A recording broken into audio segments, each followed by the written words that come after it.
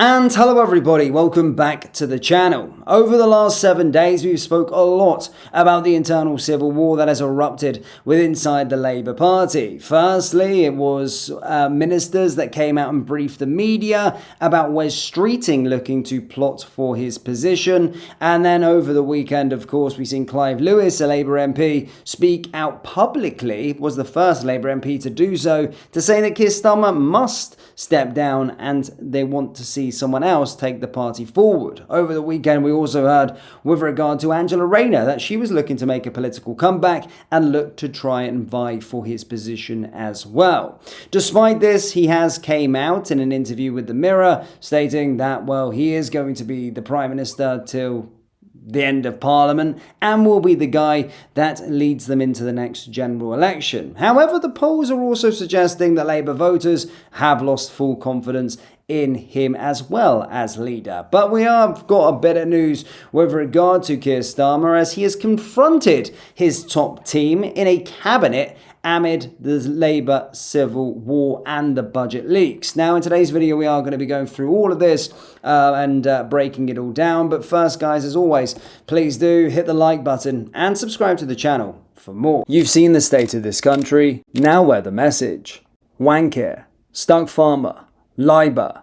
Shop the full collection by going down into the link in the description or heading over to BritishStand.com. So as you can see, Keir Starmer confronts his top team in cabinet amid bitter Labour civil war and budget leaks. The weekly cabinet meeting was plunged into chaos as Keir Starmer told his senior team that there must be no more distractions. Labour is currently facing down rebellions over yesterday's asylum reforms, as well as a night of briefing chaos against the Prime Minister.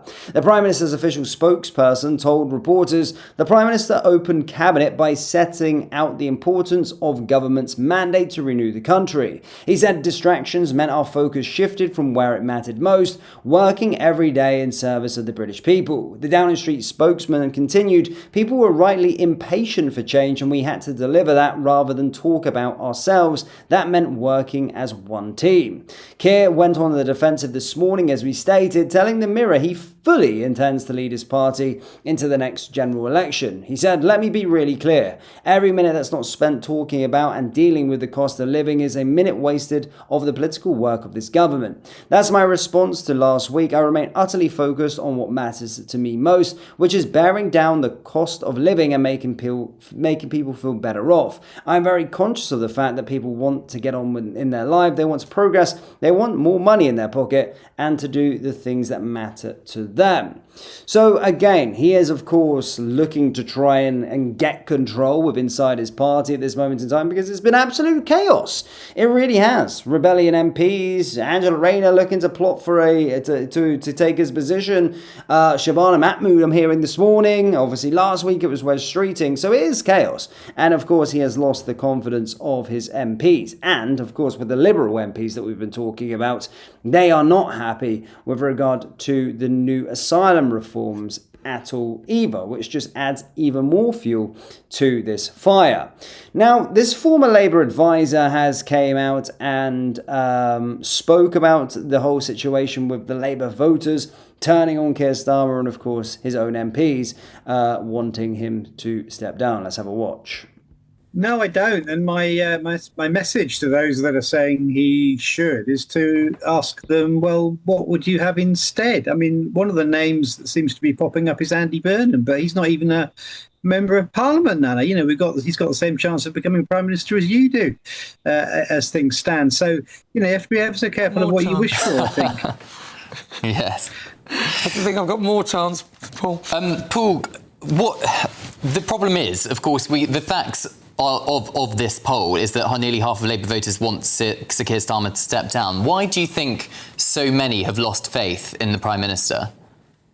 Well, I think the serious point is that there is a huge hunger for change. People are sick to death with the way things are running. And that was partly expressed at the last election with the big Labour landslide, and is now expressed, I think, through this sort of frustration that things aren't changing as fast as people would want. And that comes out with a sense that, oh, well, if we just swap the leader for somebody else, everything will be better. But surely for Labour, the lesson that we should have learned from the Conservative period was that swapping leaders doesn't actually make any difference. What makes a difference is changing things in people's communities. The Tories went through a raft of different leaders, but it didn't help them when the polls were opened, did it? They had a huge defeat. So Labour just needs to learn that lesson and stick with the leadership we have. I would also say it's very hard for Labour MPs to actually swap the leader. There needs to be 81 Labour MPs willing to sign up to a contest. Starmer can then stand in that contest if he so chose. And who is the obvious successor? I remember when Blair was being ousted, there was an obvious successor in Gordon Brown, and he then won as a part of like a coronation. There was no contest, but there's no obvious successor to Keir Starmer within the Labour Party. So I think the real lesson is, get on with it. As these are noises off, they're not very helpful.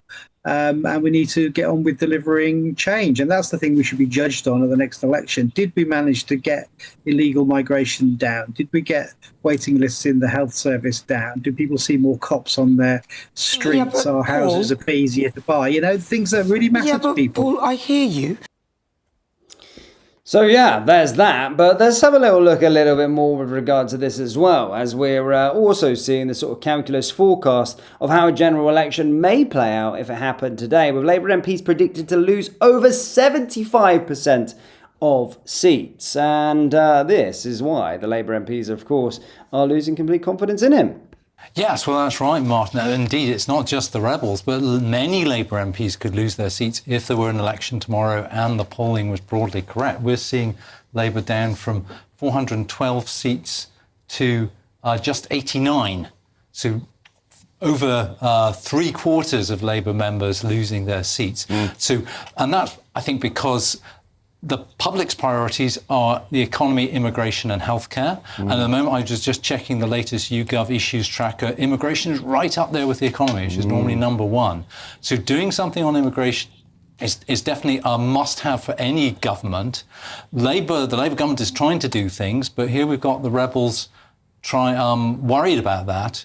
And yes, the rebels, many of them, I think about half of them would lose their seats to reform.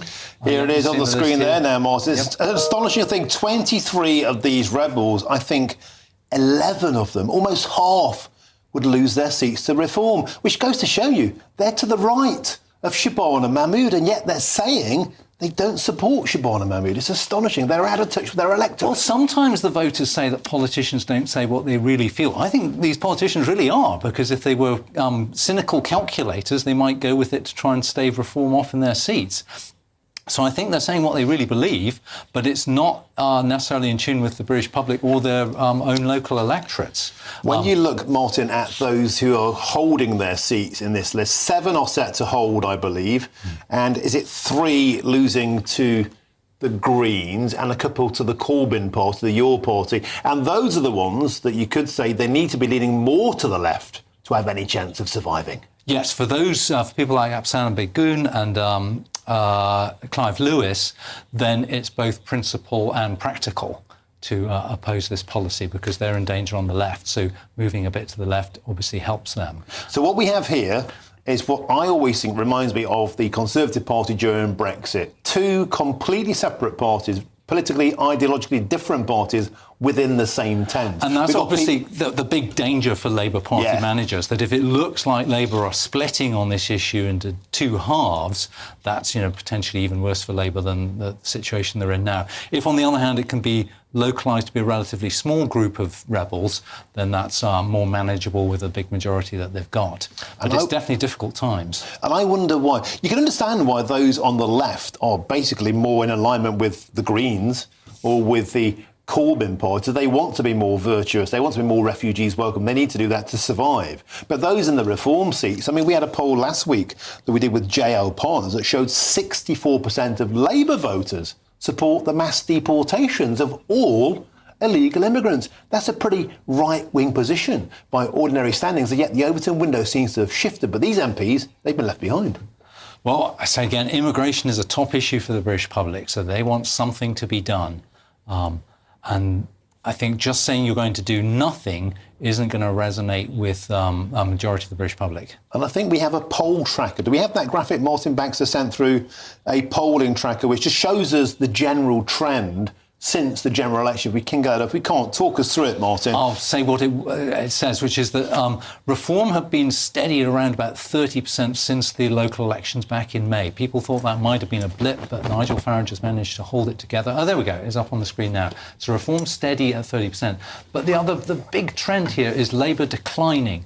They were over around 35% at the last general election. They're now about half of that. It's just month on month, quarter on quarter, Labour are losing support in the polls. So Keir Starmer really has to turn that around to rally his backbenchers and get a grip on the political situation. Well, as I've been saying for a very long time, they don't represent their constituents in terms of the MPs. The ones that are sitting there and piping up in the House of Commons, do they actually do what's best for who they're representing? I wouldn't say so. But when you're looking at the polls, and actually most of their voters would then vote for reform. They would lose their seat to reform, which tells you absolutely everything. You know, they all have their sort of agenda, and that's why they're not on that mantra. But it's very interesting to see, and I'm certainly interested to see the Labour Party fall even more. But yeah, I'm looking forward to hearing your thoughts, guys. What do you think? Let me know down in the comments. Hit like, hit subscribe, and I'll see you all later. Take care. Peace.